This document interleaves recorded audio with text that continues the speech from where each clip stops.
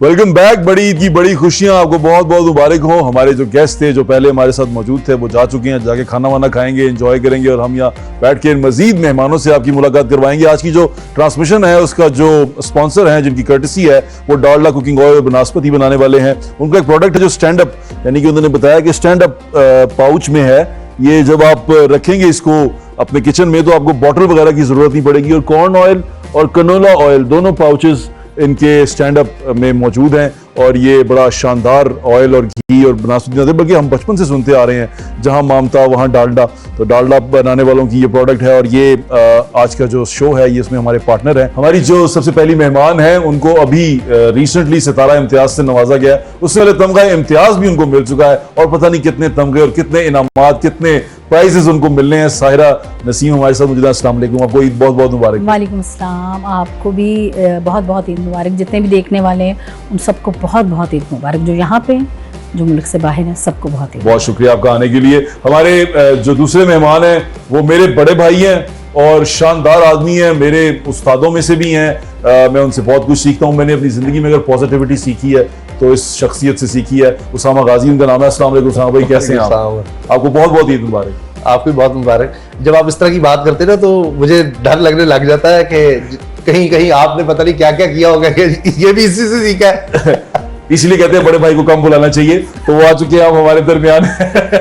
और दूसरे हमारे छोटे भाई हैं, बहुत शानदार नए उभरते हुए कॉमेडियन हैं, आर्टिस्ट हैं, एक्टर हैं, हर तरह की एक्टिंग कर लेते हैं और एक्टिंग के मैदान में अपना लोहा मनवा रहे हैं, उभरते हुए सितारे हैं और मुझे यकीन है एक दिन इनका बहुत बड़ा नाम होगा। मेरी दुआएं इनके साथ हैं। फैजान अजीज, अस्सलाम वालेकुम, आपको बहुत बहुत ईद मुबारक। सर आपको भी ईद मुबारक और देखने वालों को भी ईद मुबारक, और जितने लोग यहाँ पर मौजूद हैं मेरे साथ मेहमान जो हैं आपको भी ईद मुबारक। आते हैं तो उसके बाद जो हमारी आज की ट्रांसमिशन है वो आप देख रहे हैं। हम कोशिश करते रहेंगे कि मजीद मेहमानों से भी आपकी मुलाकात करवाते रहें। तो आज की इस नशरियात का इन शख्सियात के साथ बाकायदा आगाज करते हैं। साहब भाई चाहते ही तोपों का रुख मेरी तरफ मोड़ लेते तारुफ में सारा सबसे पहले थी और वैसे वह पहले आ गया। मोड़ दूं गाड़ी मोड़ूं? नहीं, बातें पहले इधर से। अच्छा एक बात बताएं, आज क्या पका के आई हैं? क्या पका के आई हूँ? पका के मैं नहीं आई, घर में पकाया है भाभीयों ने भी। क्या खा के आई हैं? असल में ना कुर्बानी का गोश्त खाया नहीं जाता। अच्छा हाँ, तो वो थोड़ा सा ये कलेजी फिफरा जो बनता है उसी कोई चखा जाता है। जाहिर है शौक से क्या खाती हैं आप? घर का खाना। नहीं वो तो खाती होंगी आप अपने घर का खाना, लेकिन शौक से क्या खाती हैं? शौक से पालक गोश्त बहुत अच्छा बनता है घर में। करेले गोश्त बहुत अच्छे बनते हैं। Very nice, very nice. जब कचनार का मौसम होता है तो कचनार कीमा। सुरीले गोश्त क्या होता है? सुरीले ये है ही सुरीले, ये सब सुरीले हैं। ये खाना सुरीला कैसे हो सकता है? मैं कभी नहीं समझ सका। वो देखिए जायका होता है औरत के हाथ में, अगर जायका नहीं तो औरत बस तो वो सुरीला है, उसमें सुर है। ऐसा मेरे घर में तो कहते हैं कि बस जी आपके घर का खाना खाना है। सबके घर का अच्छा होता होगा, मैं क्यों कहूँ कि नहीं होगा, मुझे नहीं पता, मगर मेरे घर का बहुत अच्छा खाना बनता है माशाल्लाह। ये तो इनकी घर का खाना भी बहुत अच्छा है। ये मैंने बहुत ज्यादा मुशाहिदा किया है, सुना है, देखा है कि जो सिंगर होते हैं इनके यहाँ खाना बहुत अच्छा बनता है। भट्ट साहब के यहाँ तो है ही है ना, ये तो हमारे यहाँ चलता है। नहीं, हम पीछे रह जाते हैं। जब यहाँ से सायरा जी के घर में जो कह रहे हैं सुरीला गोश्त से कह रहा हूँ ना मैं, वो वाकई सुरीला होता है। मतलब मैं ये पूछना चाह रहा था कि वो सुरीला क्यों होता है, मतलब खा के क्या हम कहते हैं? ऐसा ही है, ऐसा ही है जो किया है ना ये। हाँ ऐसा ही है। सुभान अल्लाह। कैसे जरा करें जरा। यानी कि गर्दन भी हिल रही है, हर चीज रही है। देखो 7 सुर है ना, तो उसमें जिस तरह से आपने उनको मिक्स करना है और तभी उसमें एक हुस्न निकलना है। अब 8 कर ले, करेले गोश्त का सुर भी डाल दें। अच्छा वाइट आती है ना, शायद ये कि वो भी देखिए आवाज का गले का इतना है तो जायका भी यहाँ से पता लगना है। तो इस वजह से सिंगर जितने हैं मैंने सुना उनके घर बहुत ये ज्यादा आप जो उसमें चले गए, साइंस में चले गए। मैं तो खुद समझने चाह रहा हूँ कि सिंगर्स के घर इतना अच्छे जायके वाला खाने की वजह क्या है? तो वजह क्या बताएं कि मसाले बहुत बांधे होते हैं। मसाले जरूरी नहीं है कि ज्यादा ही डाले जाए। मसाले क्यों डाले? एक दफा मैं एक दोस्त के घर चला गया, वो भी सिंगर है, कहता है उस्ताद जी गोश्त एहो जिहा पे मसाले दी गोश्त नु जप्पी एहो जी पई है कि छड़ नहीं रहे। हाय मैं कह रहा यार मतलब मसाला ना बस बंदा आप ही मसाली हो जावे, बाद से परेशानी इतने भी मसाले नहीं होने चाहिए। बस आप कम मसाले खाती है, ज्यादा मसाले? जायका होना चाहिए। मैं करारे ही खानी है मगर जायका होना चाहिए। करारे मसाले नहीं, इनमें भी करारे नहीं। मतलब लिमिट एक होनी चाहिए, मतलब ये नहीं कि वो इतना ज्यादा मसाले कर दिए कि बाद में जलन हो रही है, क्या हो रहा है कि नहीं, ये नहीं होना चाहिए। एसिडिटी सीने में जलन। हाँ ये हो रही है। जितने देखने वाले उनको ये साबित हो गया कि ज़ोहेब भट्ट 100% सच्चा सुच्चा बट। हाँ क्या मैंने इसके साथ ने प्रोग्राम किया, नहीं जी, यकीन बट करें। जेडे होंदे ने ना गोंगलू गोश्त चावल बड़े शौक नाल यस चावल, दाल चावल, उपले हुए, उसके दाल साथ चावल, गोंगलू को हलीम उपले हुए हलीम चावल। चावल बड़े शौक से खाते हैं। गोंगलू गोश्त जो है ना वो खास उनकी डिश है। गोंगलू गोश्त ना किया गोश्त कहते हैं, गोंगलू नहीं नहीं नहीं नहीं नहीं देखो ना किया तो उन लोग की है। हाँ शलजम पर गोश्त। साहब है तान मैं पंजाबी गोंगलू दे सी भी पंजाबी सब्जियां दी दसा के पंजाबी दी गोंगलू सिखो होता है, भाई, पंजाबी दी सही। गोंगलू गोंगलू मैं शलजम ही कहना ना, शलजम ही कहते आए देख हैं। लो। गोंगला तो मिट्टी झाड़ना। शलजम शलजम एक बड़ी शानदार मतलब वो बड़ा मजे का बनता एक है। बड़ा रुतबा है शलजम का आ देख लो। सब्जियों में। मगर पालक गोश्त भी आप शौक से खाते पालक हो, गोश्त मुझे भी पता है मैं कश्मीरियों की डिश है ये। तकरीबन मैंने तो लगी पकड़। अच्छा मैं आपको एक डिश बताता हूँ, आपको एक डिश जी, बताता हूँ। एक होता है गोश्ताबा। गोश्ताबा के बारे में दुनिया को सारा पता नहीं क्या होगा। स्मैश्ड मीट होता है ना, उसको ना एक गोश्त के पीसेस होते हैं, यानी कि आपको वो हाँ जी, गोश्त हाँ देते जी, हैं, हाँ जी। वो पसंदे होते हैं। पसंद नहीं है, वो हथौड़ी होती है, हाँ। वो स्पेशल किसी लकड़ी की हथौड़ी होती है अच्छा। सामने, उससे वो उसको मारते रहते हैं, यानी कि प्रॉपर गोश्त को मारते रहते हैं, इवन इतना मारते रहते हैं कि उसका रेशा रेशा अलग हो जाता है और वो अपने रेशों में चिपक जाता है साथ। अब वो मैं उनको कोफ्ता कहूँ ना तो वो माइंड करते हैं कश्मीरी अच्छा, अच्छा, कि ये कोफ्ता क्यों किया वो, लेकिन वो कोफ्ते ऐसे होते हैं कि कीमा हथौड़े से होता है अच्छा और फिर सौंफ के पानी में और किस तरह की बहुत सारी चीजों में उसको उबाला जाता है, उबाल के उसको जोड़ दिया जाता है और वो मीट बॉल्स से बन जाते हैं गोश्ताबा। कोफ्ते हैं। नहीं नहीं नहीं नहीं नहीं, कोफ्ते नहीं कहना, ज्यादती नहीं मैं तो ज्यादती करांगी, कोफ्ते ही नहीं।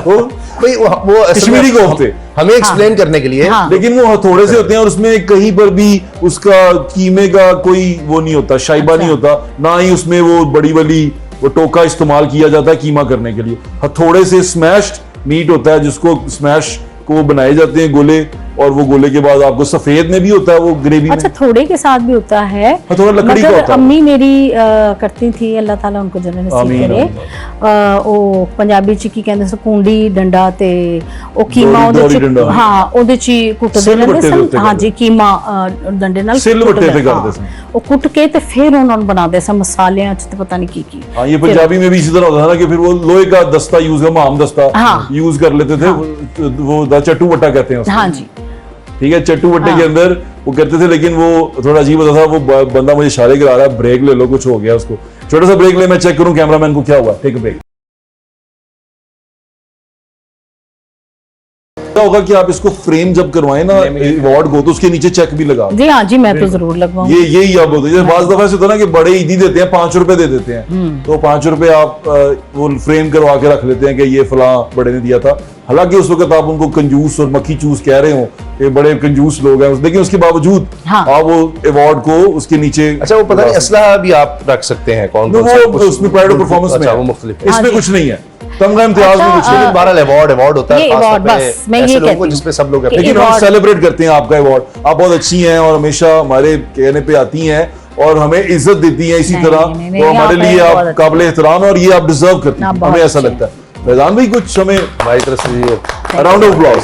बहुत शुक्रिया बहुत शुक्रिया। फैजान भाई ये बताएं कि कोई जिंदगी में ऐसा वाकया जिसमें आप अपने पे ही बहुत हंसे हों कि आपने सोचा हो कि बस यार मतलब ये क्या हो गया? ये क्या हो गया? सर मुझे बिल्कुल एक ऐसा वाकया याद है। बात थोड़ी सी है जरा सुर्दगी वाली बात है। मेरा एक दोस्त है, बड़ा करीबी दोस्त है, उसके वालिद साहब की डेथ हो गई, तो हस्बे जायका हस्बे तौफीक हम लोग गए दुकान पे कफन लेने ना। तो वहाँ पर हम लोग कफन लेने गए हैं, वहाँ पर ऑलरेडी एक खातून मौजूद थी। वो जो दुकान का मालिक था वो रसगुल्ला खा रहा था। अब वो औरत गई, उसने आके बोला भैया मुझे एक कफन दिखाएं लेकिन कॉटन में। उसने कहा कफन तो कफन होता है। तो कहती है वो ना कब्र में गर्मी होती है, लाश को रैशेज हो जाते हैं। ले ये बात सुन के दुकानदार का रस इधर गुल्ला उधर।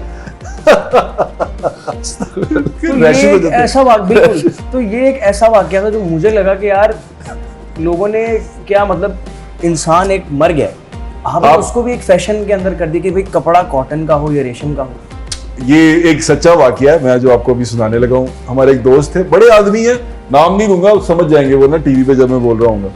तो वो हल्के में आते थे, अफसोस करने जाते थे। मैं फलां जगह अफसोस करने जाना है, बोला कहा हाँ जी फलां हाजी साहब वाली अफसोस। ओ अच्छा हाजी साहब अफसोस करने जाना, चले गए। वहां जाके गए तो कहते हैं यार बड़ा ही चंगा सन, बड़े चंगे सन, कुछ कह नहीं रहे, बड़े चंगे सन। इस्लामाबाद ਜਦੋਂ ਵੀ ਆਉਂਦੇ ਸਨ ਮੇਰੇ ਕੋਲ ਹੀ ਠਹਿਰਦੇ ਸਨ, ਬੜੀ ਮੈਂ ਖਿਦਮਤ ਕੀਤੀ, ਬੜਾ ਮੇਰੇ ਨਾਲ ਹੀ ਰਹੇ ਨੇ। ਤੇ ਉਹ ਜਦੋਂ ਫੌਤ ਜਦੋਂ ਹੋਏ ਨੇ ਤੇ ਉਹਨਾਂ ਨੇ ਕਿਹਾ ਕਿ ਇਹ ਤੇ ਬੜੀ ਬੁਰੀ ਗੱਲ ਹੋਈ ਕਿ ਤੁਸੀਂ ਮੈਨੂੰ ਦੱਸਿਆ ਨਹੀਂ, ਇਸ ਤਰ੍ਹਾਂ ਹੋ ਗਿਆ। ਉਸਕੇ ਬੇਟੇ को कह रहे हैं तो ना उनका सेक्रेटरी ने उनको गोनी मारी, कह रहे मेरे कोल ही रहंदे सन, ਅਸੀਂ ਇਕੱਠੇ ਬੜਾ ਰਹੇ ਆ, ਅਸੀਂ ਬੜਾ ਵਕਤ ਨਾਲ ਕੱਢਿਆ, ਅਸੀਂ ਨਾਲ ਹੀ ਫਿਰਦੇ ਰਹੇ ਆ, ਬੜੀ ਦੋਸਤੀ ਸੀ ਸਾਡੀ ਆਪਸ ਵਿੱਚ। ਉਹਨੇ ਗੋਨੀ ਮਾਰੀ, ਉਹਨੇ ਕਿਹਾ ਭਾਈ ਉਹਦੀ ਵਾਲਦਾ ਫੌਤ ਹੋਈ ਹੈ।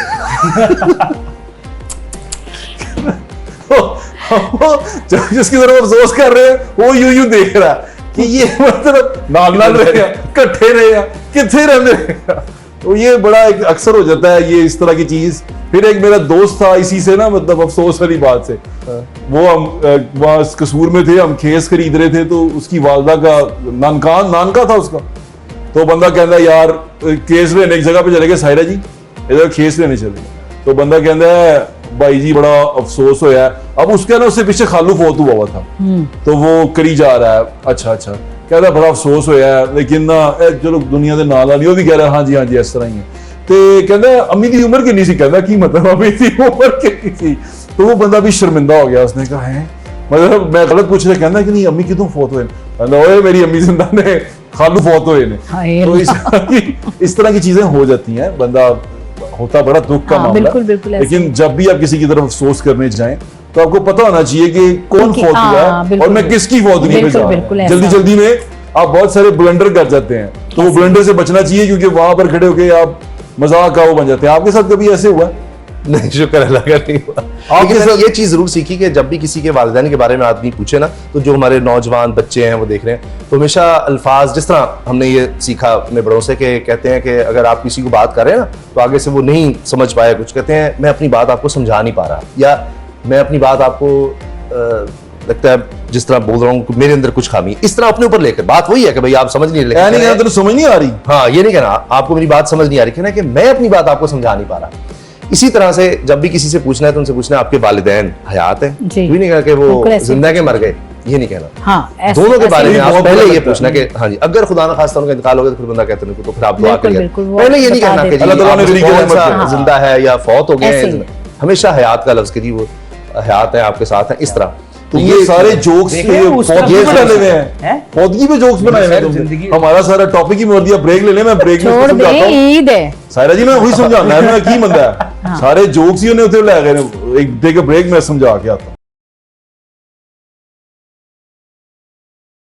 Welcome back. हम ब्रेक पे इसलिए गए थे कि हमारे दोस्त को थोड़ी देर के लिए बोलने की सलाहियतों से महरूम कर दिया गया था और हमें उसकी आवाज़ सुनने की सलाहियतों से महरूम कर दिया गया था।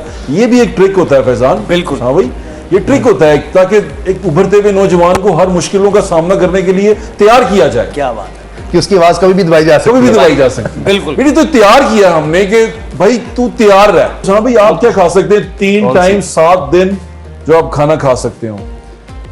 पुलाव।